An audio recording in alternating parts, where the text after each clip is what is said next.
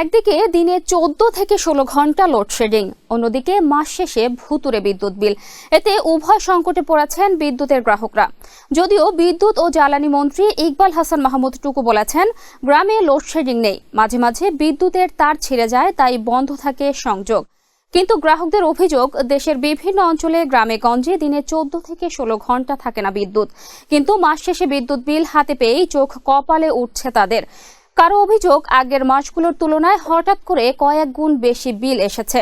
আবার কারো দাবি, মিটারে ব্যবহারের পরিমাণের সঙ্গে বিলের হিসেবের নেই কোনো মিল।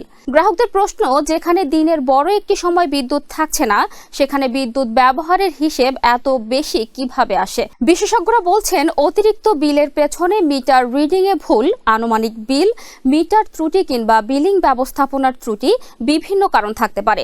তবে কোনো গ্রাহকের অস্বাভাবিক বিল এলে তা যাচাই করে দ্রুত সমাধানের ব্যবস্থা করা জরুরি।